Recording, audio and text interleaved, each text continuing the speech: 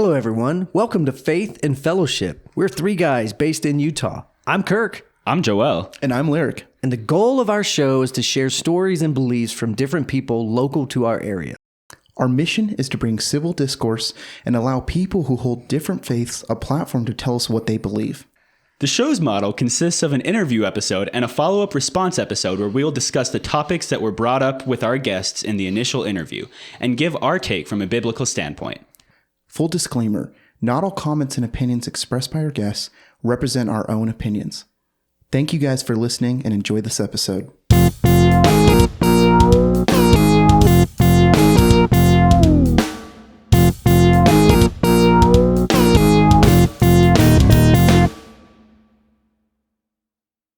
Yeah. All right. Let's get silence real fast. It's so easy without Kirk here, man. It's so easy. And you know what was funny? I was thinking one of us needs to do something, but... Thank you for not. I needed one day. I don't think we've had an episode without Kirk on it. I needed one day that I could get it in, so thank you. Okay. We're going to have to be serious now. No, we won't. No, cut up. Be funny. Be funny. I don't have a whole lot of mental capacity to be funny right now. Oh, okay, great. So it's on us. I don't think when you... Well, I have two kinds of tired that I can channel. The first is so tired that I'm unfiltered, and my funniness comes from being unfiltered, and usually I regret everything that I say. It's kind of the worst. I acted that way on one of our recent episodes, and I was basically just acting like misogynistic the whole time. It was pretty interesting. Okay. Probably came kind of natural, I think. Yeah. Yeah. It's understandable. But then I have a tired mood where I just can't. I don't have any mental energy, and I just can't channel anything, and that's where I'm at right now. But it'll be fine. Hey, it will be fine. Lord, this one's let's better. Pray. Let's pray. That'd be nice. Let's do it. That'd be good. Lord, I thank you for this time to come together and do this. God, we're all tired. It's been a busy day. We're coming off of a busy week, but I pray you'll give us energy. I pray that you'll give us clarity, and I pray that you'll give us the right things to say that will be what our listeners need to hear. Pray that you'll use this to disciple people and be a platform to spread the gospel, and help us to stay awake. Amen. Hey, now. Welcome to Faith and Fellowship podcast. We're so glad that you tuned in today for part 3. Now, I will say there are very few series in our podcast that go 3 parts. Usually it's 1 part, 2 part. Now, sometimes we have a 3rd part where we come back and we respond to something that a guest said, but a 3rd part with a guest, very rare for us. Very rare for us. But okay, how many times? Well, just 2. Okay. So I think we did reacting to Christian internet posts. We did a 3rd part to that, but that wasn't with a guest. That wasn't with guests. David Arthur we had as a returning guest for another series, but that wasn't even a part 3. That was a completely different series. Same person, different subject. Same person, different time of life, different subject. Right. You guys might be the first part 3. Wow. That's what I wanted to hear. That we have. Yes. I think you are. I think you are. And that's not a bad thing because you guys are incredible storytellers. In fact, so for those of you that are listening, these are pre-recorded. I edit them. I just edited part 2 today. This was one that should be out already by the time this one comes out. And I am titling this series "The Adventures of Bob and Kim." I like that. Because of how great storytellers you guys are. I like it. The Adventures of Bob and Kim. So that being said, if you're listening, go back. Listen to The Adventures of Bob and Kim part 1 and part 2. I love it. Incredible. There's not really much I can say when it comes to going back and recapping. All I can say is go listen to it. Really, really good stuff, really entertaining stuff. We're super thrilled to have them come here, tell their story. The only caveat this week is we are short one host that we had last time. And what's funny about that is last time we said, hopefully we'll have Lyric this time, so we'll have full hosts, and we're down a host this time. Don't have Lyric, and we don't have Pastor Kirk Scholl of Artcity.church. Man, do I have a sad trombone? I do. Okay, good. That would have probably been good to have Lyric around. Lyric. Yeah, that would have probably been good Yeah. if he was here. Then it would have stretched it out to 5-part series. a 5 series. Lyric likes to cut up, but that's what we love It about would have him. definitely been longer. Yeah. Yeah. No, Yeah, but I could have. Might have been fun just to kind of shut him down a little bit. he does. Lyric brings really good questions to the table. Usually. Seeing that, He's a would have good been- thinker. That would have been good. Yeah, that would have been very good. But I anyway, was too tired to do that. Bring Yeah. good questions. it is what it is. Anyway, we will not. One thing I want to say is we will not have an episode coming out next week. I'm taking a bit of a trip with Lana. We're probably not going to be able to record, so enjoy this episode while you can, because we're going to take a break after this one. Go back and listen to the series again. Yes, Find a things whole that you time missed. over, and we probably won't have a part 4. But who knows? By the end of this, we might say, "Hey, we not need a sure. part 4." Oh, I didn't. Yeah. All right. Definitely going to be a part 4 now. Anyway, so last time we left off, you guys had told your story all the way up to you came to Christ, you were saved, and talked a little bit about how long you've been married now. I forgot. You started talking a little bit about how you came to Art City Church, and we said, hold up, rewind, and you started to rewind, and then we said, actually, don't rewind, we're going to do another episode. So, Okay. we're here, you guys come to Christ, continue. Continue. Oh, mercy. So when I came to Christ, and I think Kim shared last time that was about a year later that she was in our garage and lifting weights, and the realization came to her that she wasn't saved. It was great that you like to play games. The God's Spirit put this on her heart, and it was right then that she got saved. And when she came forward and got that straightened out with God and shared that with Diana, it was Diana Moffat then. Now it's Diana Carroll. Our pastor, Glenn Moffat, passed away a number of years ago. But so that's when actually we got on the same page, Kim and I, and it was there was a year in there that I just skipped over, and there was some really good stories in there, and I think that's where you were going with the No, one I story. think there was good stories throughout the whole thing. The whole time that we were training in the ministry. Yeah. So we immediately, and it was this is kind of a unique thing, I think, for most people. We, in the relationship that we were building with our pastor, it became apparent that, and I'm trying to say this right, that we opened up our life, and I would suggest this to any Christian that wants to grow at a rapid pace, that you open up your life to your pastor.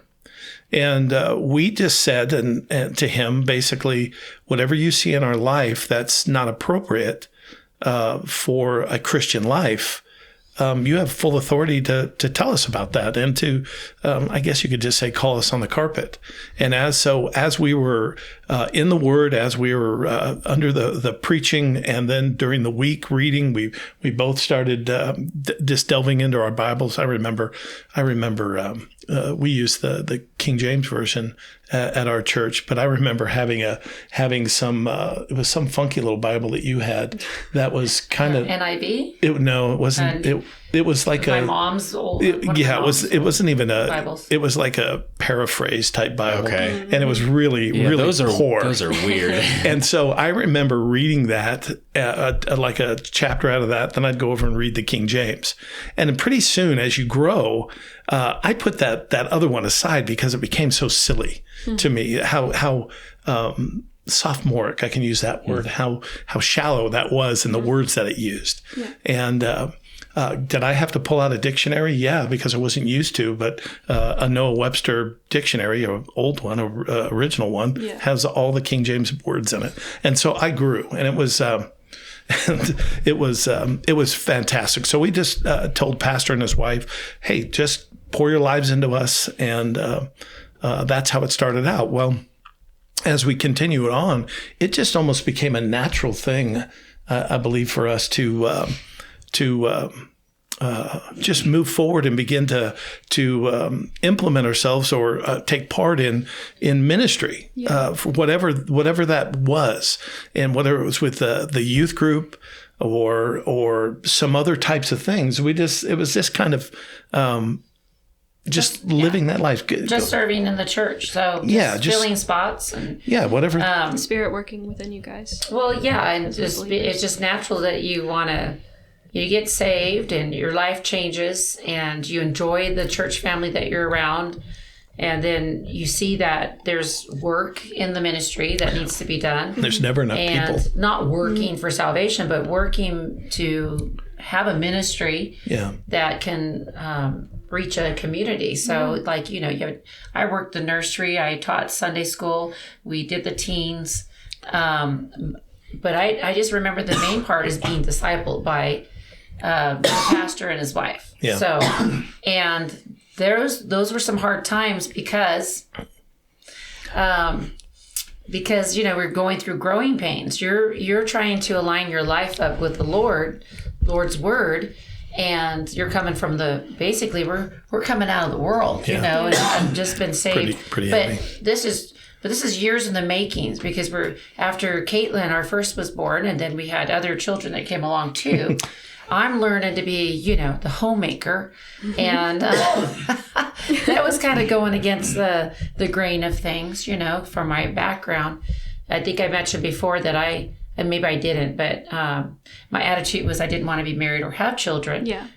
But here I am, I'm in this spot. But the Lord was changing my heart. But we had some rough times, even though we were going out to, counseling with Pastor and Diana, we had some rough goes.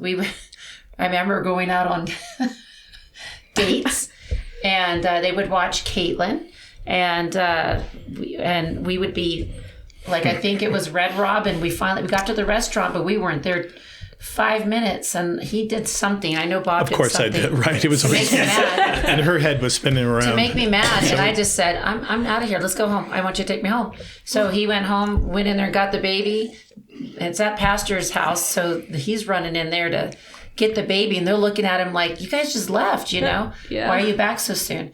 But we had a little rough go, even though little does she know what I looked like and what I said. But who knows? But I felt like you were in and out, so it was like a Mission Impossible thing. So it was like great.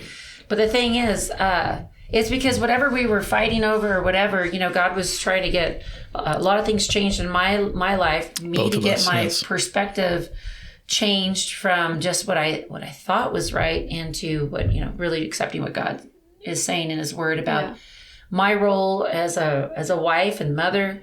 Bob used to call me feminazi. So because my mindset, it was a term of endearment. I come from a sports background. I can lead myself. I don't feel like I need that. Mm-hmm. But at the same time, desiring, when you're in that relationship with somebody, there are roles. And so we're just trying to sort all of that out. And like I said, we had some real good stories. One of them rough was, times, but we had some really good times. I'm trying to change the way I'm dressing. And one particular Sunday morning, Bob waited until I got all dressed. Because I was scared. Got all the babies in the car. We're talking littles, 6 and under. 4 kids. And that's a party. Trying to get everybody in the car, and I do all that. And I get into the car, and I'm sitting there, and I'm like ready. I'm putting the seatbelt on, and I could see him looking at me. And mind you, I have a long jean skirt on, but what I did have on was... And it had 12 buttons, which is appropriate. Okay, hang on. And I had a sleeveless shirt, just like a jean outfit type thing. Okay. Bob looks over at me, waits, and he goes, "You're not going to wear that, are you?" And I was like, that is it. And I flew out of that car so fast and up the steps. Buttons were flying ripped the shirt off before I got inside the house. And really it just came from a point of like, I'm just frustrated with, I felt like there was a lot of, I felt like I was doing all the changing. Yeah. And that sometimes happens, I think, in some churches where I feel like it gets put onto the one person and not the other. This is my perspective. Bob would say different. He would say he was in pastor's office getting reamed all the time because he's not doing what he's supposed to do, right? As a husband, yeah. But that's part of opening your lives up to a pastor and his wife. You got to be prepared because But anyways, there was absolutely nothing wrong. Looking back now, there was absolutely nothing wrong with what I was wearing. But for Bob, he was trying to assert himself. and that didn't go too well. But from there, those are just some rough patches, right? We just kept growing in the Lord. The Lord was tenderizing our hearts, is what he was doing. And then now you can take it from here, but we are growing in the Lord. We're meeting, we're discipling. Yeah. We're part of... You're not wearing sleeveless jean shirts. Oh, yeah. Well, I wear sleeveless today, so and my husband doesn't say anything. Well, I mean, I work out. Well, I I've do learned things, so, I've learned to keep my mouth shut. I'm just kidding. I think what it was is my bra strap was showing. So this is not G-rated anymore. It's a bra strap. But, the shoulder and the bra strap. And he just, we were learning that, undergarments, you don't show them. I don't know. I really can't say. Anyways, we're a little bit, we're not so, I don't know. What would you say, babe? I got nothing to say. I've already learned my lessons. But you know what? When I look back I may at be that, dumb, but I'm not stupid. I remember another time that Pastor Moffat, I'm sorry, I'm talking too much, but Pastor Moffat, he had said, this is back then. You guys got to understand the fashion too. So women were wearing nylons and slips and flats, and heels and stuff with your nylons. And I just remember him, trying to help me a few times. Sackcloth. And I remember him asking me if I had a slip on. Not Bob, but my pastor. And he says, Kim, when you stand in the doorway, you're not being very modest because the light's shining and you can see through your skirt. Now, you guys might think that's weird, but the thing is, it's true. I mean, you go right up. You can see right up a lady's leg. Anyways, now again, we were working deal. with the teens, and that's what I was working with teens. I was working with young men. I was doing the Friday school homeschool program that they had. Now, I say all this because some people will be like, churches, they try to control your life. But, for myself, it was just nice I needed to get on the right track before I could find where I needed to center myself at some point in my life. Plus, we were training to go into full-time ministry. So full-time ministry. Not quite. All through this is all full-time ministry stuff training. Because you're going to go and talk about the Rose of Sharon here in a minute. No, hold on. So wait. No. Here we go. And I'm not. I would never correct her on anything. But we had only one baby at the time because that was really early on in our going to church. Listen, but that's another thing. I'm don't trying argue to fast with me. forward this Woman, thing. We've already had all 4 children. So remember, I'm I told you about the I'm asserting myself. Is the again. nickname coming out? Do you remember the sleeveless shirt I thing? do. It was already 4 children were in their car seats and stuff. Yes, it was. Okay. Bob, I think I remember that morning a little bit better than you. More than you know. Left that black But anyways, mark. so I'm trying to kind Bugs of put everything in one, So needless to say, let's just jump on this. We when we opened up our life to the pastor and his wife and to the leadership, ultimately, obviously we began to grow and began to get a heart for ministry. How I guess I became a pastor, a preacher first was I remember specifically driving down. We lived up in the high desert, up in the Victorville area, Hesperia, and my work on Mondays I used to have to go down to downtown LA, down off of Gage Avenue, and I would have to leave if I didn't get down onto the 10 freeway before 5 o'clock in the morning. I would be sitting in a parking lot for 2 hours. But if I got there before 5 o'clock, I could be into my office in 45 minutes. And so I remember driving down. I used to listen to tapes. Back then there were cassette tapes, right? Yeah. You guys wouldn't know what those are. Do you? You ever seen them? know what All right. I'd say the first 10 years of my childhood. That's all I had to listen to stuff with. Fair enough. So I'd be listening to, and what really Pastor Moffat had given me a series by John MacArthur, who is still one of my heroes, is preaching. This was done in the 70s, this series on the book of Revelation. And what an impact that had on my life. Just his preaching and his in-depth study. And I remember going down, and I had some verses. I was kind of memorizing Psalm and some Proverbs, but God put it on my heart to preach. And I remember right at the bottom of Cajon Pass when God, I felt, spoke to my heart and said, "You need to preach. I want you to set aside and be a preacher for me." And that was impactful. So I began to just study, and we continued to grow. We actually trained for 8 years under a pastor. And I believe that was the biblical. It wasn't appropriate for us to go to Bible college and do those types of things. I was already in the workforce, already had a family to support. And when I looked at Paul, the Apostle Paul with Timothy, Paul poured his life into Timothy. And what better way than what more biblical way than a pastor to pour his life into somebody else? And I became Glenn's Timothy, and it was incredible, and just the everything about it, to be able to learn and to be able to walk beside him, if you would, and dealing with people in the ministry, and we just continue to grow. And then I'd fill in. I'd do Sunday nights. We took I think at that point we took all the youth and did a lot of whatever. We just continued to train. We did so many things around there.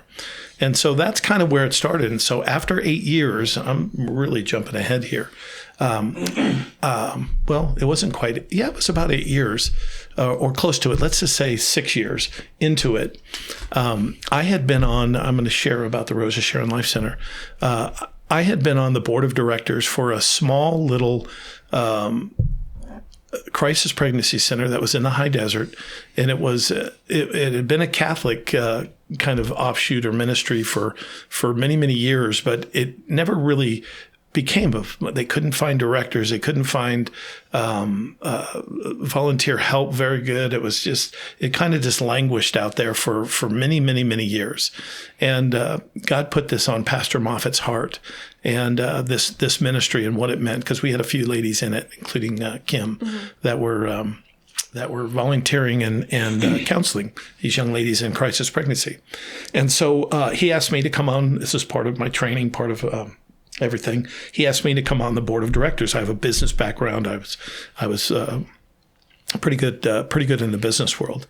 And so we did. Well, it came to a point that the director that we had couldn't really live, because it was really about maybe $1,200 a month was all the donations that were coming in at the time. And it's really hard to run a center. And the rent and all the different things that come with that, and supplies, and have a salary with $1,200 a month, right? That wouldn't even cover rent. And so it was really tough. Now, this person, his name is Robert Pardon. He is actually a ministry here in the state of Utah now. He did fantastic in getting this grounded, getting this off the ground, and getting it kind of established. But like I said, he couldn't support his family doing that. So he indicated to the board that he was going to have to step aside. Well, the only other option was for it to close, right? And so Pastor Moffat and I talked, and he asked me, "Would you consider taking this?" And I said, "Well, that's a pretty big step. I'm really becoming successful in the business world. I just sold a $1 million batch plant, and my commission off that's $250,000. So I'm just like, let me pray about this. And so so I believed God would have me. I gave it to the Lord over a number of days and a couple of weeks, and just bathed it in prayer. And I said, "Okay, God, this is the next. I believe that you have this for me, the next step in my service to you." So I walked away from, really it was over $300,000 in income, commission, and at that point, to take a job for $1,200 a month if it was there after the bills were paid. Wow. And so, okay. I mean, that really right there is an example of like, you think about Jesus calling the disciples and like, follow me, leave behind your worldly possessions. And I mean, not saying everybody that's offered a position like that has to take it if they're in Christ, but man, that's following Jesus sometimes is gonna lead you in that direction. It's going to cost you too, maybe in the world's eyes, but not in His eyes, right? Yeah. And I said to him, if I'm going to do this, this is what it came to me after the prayer, and I believe God had me do it. I went to the board and I said, if this is what God has me doing, don't handcuff me. Because I've been successful in the business world. Now, I believe that we can use our business acumen, or what God has, just our bents and our ways about us, and what God has done in us to further the kingdom of God. And so I said, I need a few things here. I need a pro-life a banquet that we can put on, a life banquet, and I need a walk for life. And I said, there's some software out there. We did some research and some things. I said, if you give me these two ways to increase our donations, The tools, then yes, then I'll move forward with this. And the board obviously said yes, right? And but there was some investment for them now too, right? And the churches that the board of directors, the various churches that they went to go back and ask for these tools that I need to get this done. So we put on a walk for life. We began that next spring, I think it was, or fall. I can't remember when we did it. And then we put on a banquet. And it was amazing. So what we were able to do, and what God allowed me to do in here, is to take this over, increase the donation levels. Right, we'd go to churches, Kim and I, sometimes separately, most of the time separately, and go and present the ministry to Bible believing churches, and this crisis pregnancy, and ask them if they would prayerfully consider coming alongside and helping us. That's awesome. And so we did that, and with the two events that we did, we oh my soul, we'll put it this way: I don't think there was even about not even $15,000 or something like that would come in, 18,000 per year for donations. So God allowed over the next number of years. When I handed it off to the next person, remember I started at $1,200 a month if it was there. We were able to grow it. God did so many wonderful things through people. I think when I handed it over, it had a budget of $130,000 for the year. Wow! Oh wow! And the board was giving me. I think it was close to $48,000 or $60,000 a year. Wow. That's awesome. And it was amazing. What was that? I mean, Kim might correct you on this, but what was that span of time from when you were there to when you left? 2 years. 2 years. Wow. Two or 3 years. Yeah, 2 years. Crazy. And but there was the thing, right? God's in it. Yeah. And God's going to provide. And He did wonderfully, and to knit the heart of this community for what was happening. And the other kind of thing was this crisis pregnancy center was right across the parking lot from the abortion clinic. Oh, wow. And so you literally had, when a girl came in, this happened so many times, when a girl came in, or not many times, but on occasions, she was thinking she was walking into the abortion clinic to get her abortion. And we literally had 5 or 10 seconds to ask her, hey, would you consider, that's over there, but would you consider giving us 5-10 minutes of your time? You're already late for your appointment. And would you consider watching a video? And many times they said yes. Wow. And so to see the development of a baby and where she's at, we just want them to be informed. We don't force anybody, but it changes your perspective. Yeah. It does. And just let them see what's happening instead of just calling it, and they always use this medical term, right? Fetus, right? And in a way, it is true scientifically. But the reality is this is a human life. Well, yeah, if you give it a name like that, it's easier to forget that it's a human being. Exactly. And so it was a really extremely rewarding time for us. And we had Graco, which is a huge, I don't know if they still are. Graco was huge in the what are they called? Like strollers. They made strollers. Just the children's furnitures. Yeah, whatever. Pack and plays. Things Yeah, like Graco that. was really big into that, and so they asked me to come over and I do a Bible study for their employees, and in that they would donate to us unbelievable amounts of things. So we would have clothes, we would have all these strollers and pack and plays and all these things that we now had resources. And this really blossomed during this time. We had all these resources to offer these young ladies that are in this position. Because most of the time they always say, right, well, we have the resources, money, and just people to come along and how many came to Christ was just amazing. Yeah. How many parenting classes? Yeah, we did. Things. We taught parenting classes and just give them the tools to move forward, right? And it was a wonderful time. So that was the next step. And then after a couple of years there, I felt God leading me to be a church planter, and so that was our next step. And I threw out that term to you.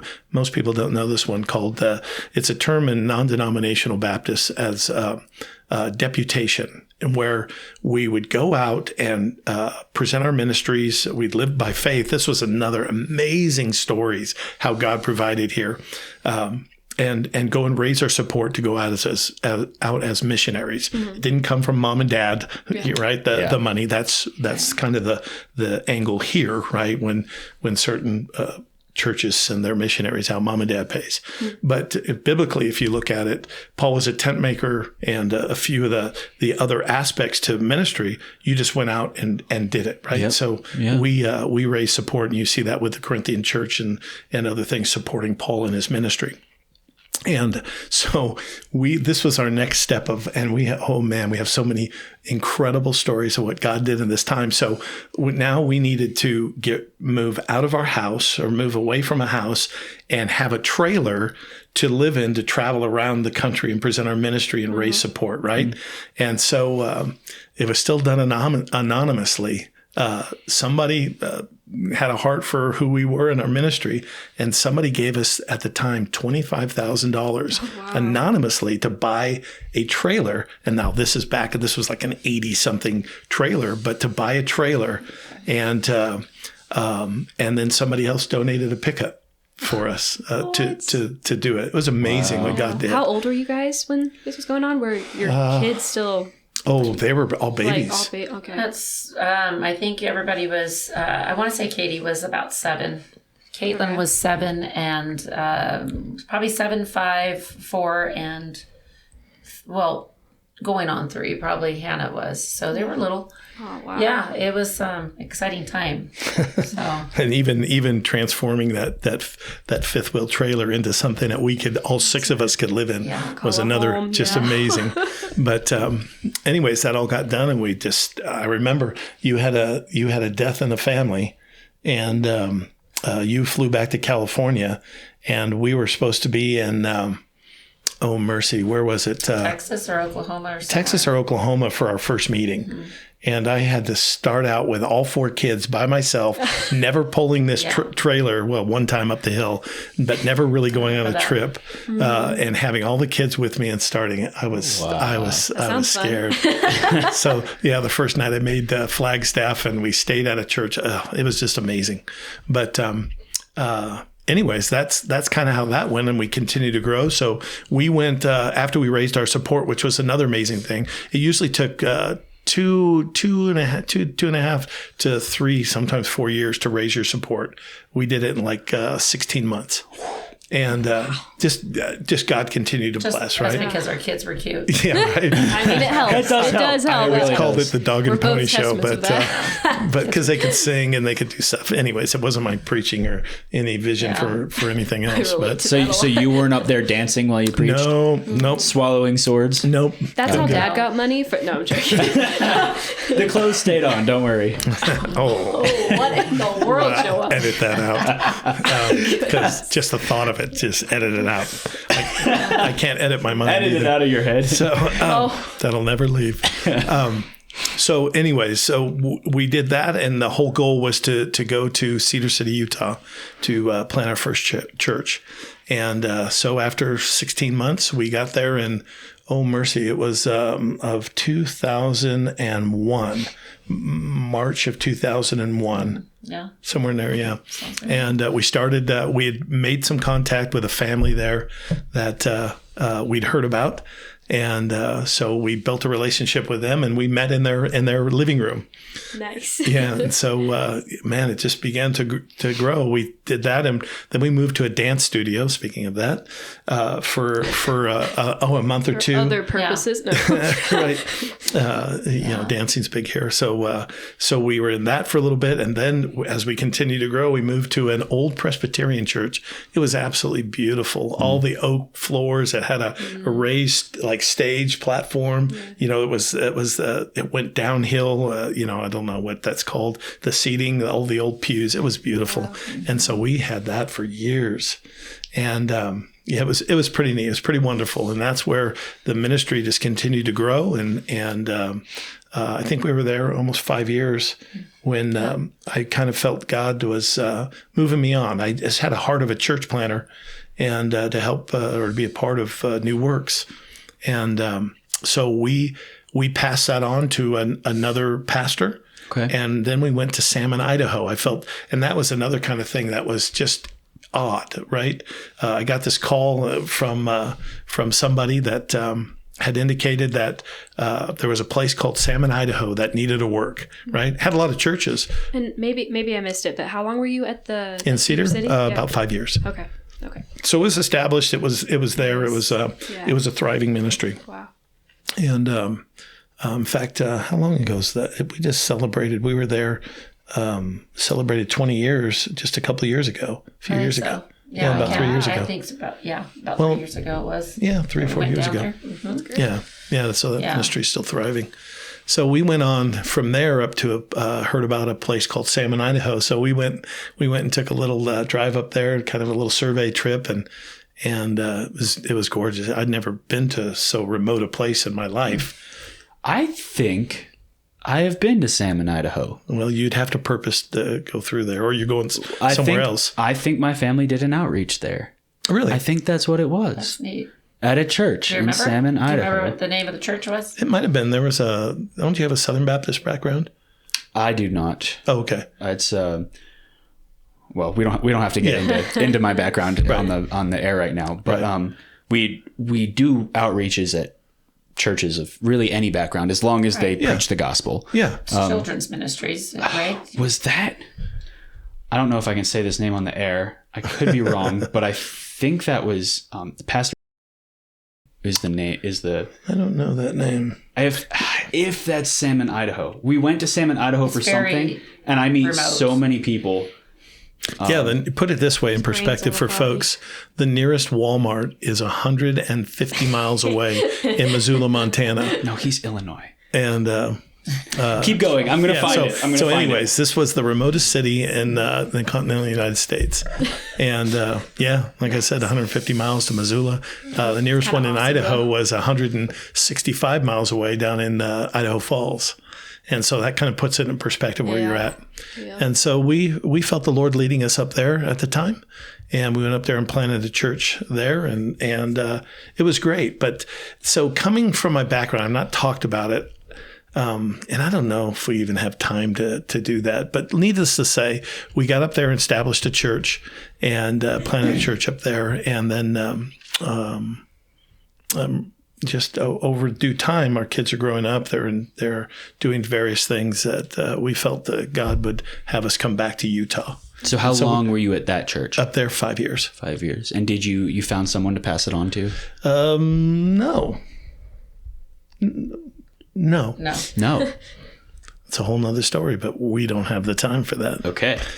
And that leads into our background. But anyways, that's what God has done and brought us to. And so let me just transition here. So when we got back to Utah, we've, to put it mildly, it was hard for me pastoring and preaching for so long to come and it was, I don't know if this is wrong, but to sit under somebody else's preaching, Yeah. right? Because I part want to of the be fed. congregation. Because I want to be fed too. Yeah. And I just didn't find a lot of that out there. Plus, there's certain things that we liked and or wanted to see, and certain things we didn't. And so, needless to say, gosh, how many years has it been now? You were just a little kid, Lana. How long have we We've been here here? for 9 years. 9 years. So But the church hasn't been here for 9 years. We've been here for 9 years. I think maybe. how was it? We Kim? just had an I anniversary. know we just What had was an it? anniversary. Was it? I want need- to say I need- 7. Oh, okay. Probably 7. Sounds about right. But a little bit. I mean, we've only, I don't know how long we've been living in our house. 8 years. So I think it's sometime after that, I said we needed to go try to find a church. So we were Local. trying to find local so we can minister locally. And so we had gone and searched, but came back to Art City because so glad you did. Because the pastor's awesome preaching, and really it was your mom. Because you had no So, other it was options. Kathy. it was the kids, right? And the kids, you guys playing were great. music and No, that stuff? wasn't it. Oh. You guys were sad. That wasn't it. You guys were really young back then. But Kathy, your We mom was like pretty your awesome.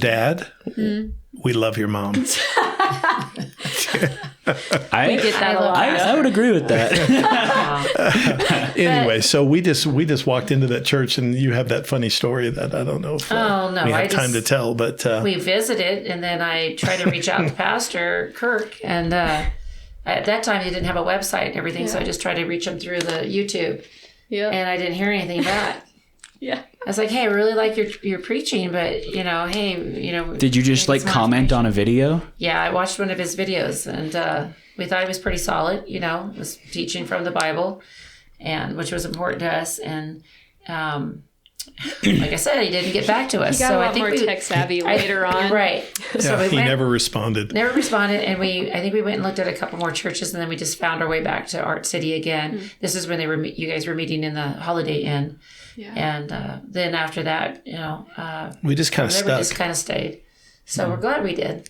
We're glad you did too. Yeah, it's a great Goodness place. gracious. I said it Great first. place. Yeah. So what did Pastor say? We're the last ones standing. We're the oldest. The oldest, Members oldest families we members of started the it with yeah. there. church. I guess, yeah. We need to get you guys a plaque for your I house. think so too. Oldest members of Art City We've Church. endured Great. longer than anyone. We'll see how much longer that lasts. Art City is a wonderful place to come to church, and I think the main reason is Pastor Kirk and Kathy just have a heart for people, and they love people. And I know that's one thing we learned from Pastor Moffat and Diana Moffat, easy. now Carol, but that they loved on people. From that first time that they came, after we came to church, they came and saw us. It shows that you care, that you want to get into people's Yeah, we lives. didn't share all the details behind And- that stuff. But we did. Oh, yeah, we Sure did. That they did visit.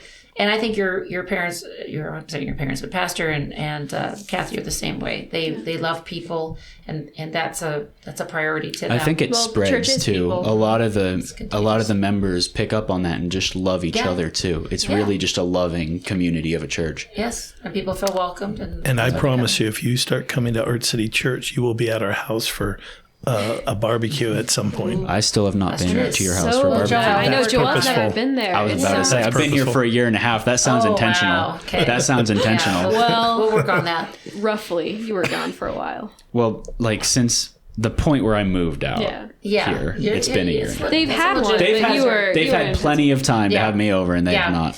We're working on the list. Yeah. Well, people, so- clearly I'm not priority. Well, you're getting in there. Sometimes we like to have multiple people over, so and you're not just the only one we're staring at. Yeah, Joel. So, you not know. everything's about you. You don't want to stare at this beautiful Yeah. face. Oh, This, my goodness. No, I'm saying. You notice how I'm looking at we don't mind Lana staring most of the at time. Bob's just jealous. Yeah, that's He wishes he was this young. So before we wrap up, we are coming up on time here. Okay. We have a question that we ask every single one of our guests, and this can be individual. You guys don't have to agree on one. Do you have a favorite Bible verse or scripture passage that you would like to share with us? And a quick summary of why it's your favorite. And if not, that's fine. Yeah, But my favorite verse and something that I always come back to is Psalm 51:10. Create in me a clean heart, O Lord, and renew a right spirit within me. And no matter how long I've been in the Lord, that's a verse that comes back to me continually. It's kind of centers me, kind of makes me realize that I'm just still in such a need of a God and a Savior and a Lord that loves me and wants the best for me, and that I need to constantly come to Him and have Him that renewal and that refreshing and being that new heart all the time, washed in His Word and led by His Spirit. So great. That's good. That was actually a good reminder, because I haven't even thought about this in a while, right? Romans 12:1 and 2. Romans 12:1 and 2. I beseech you, therefore, brethren, by the mercies of God, that ye present your bodies a living sacrifice, holy, acceptable unto God, which is your reasonable service. And be not conformed to this world, but be transformed by the renewing of your mind, that you may prove what is that good, acceptable, and perfect will of God.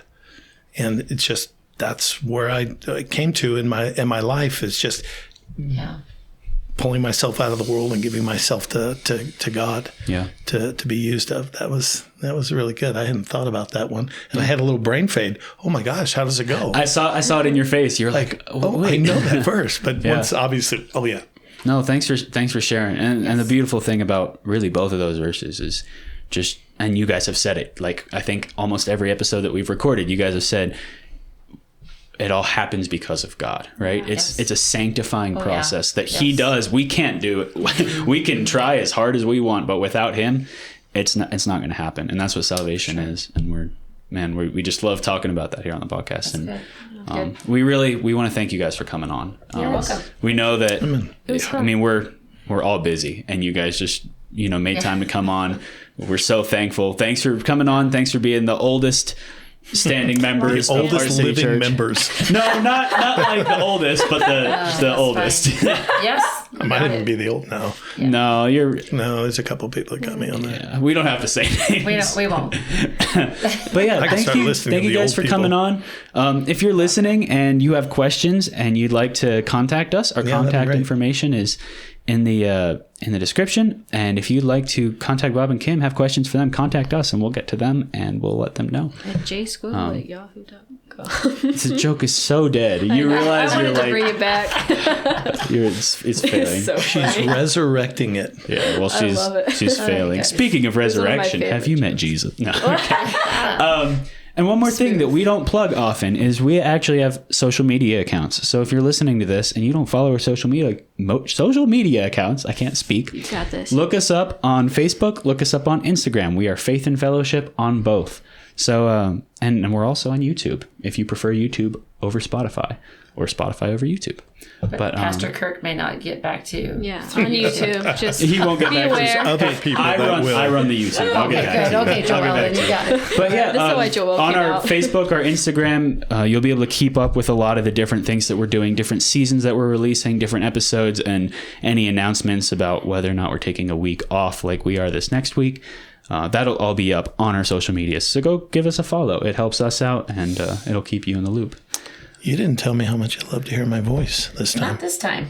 Would you like to before we go? Not feeling it today. No, Not okay. feeling it right now. All I right. like to hear your voice. I like both of your voices. I think they sound Oh, great. good, thanks. Just in the microphone. It's I great. like it.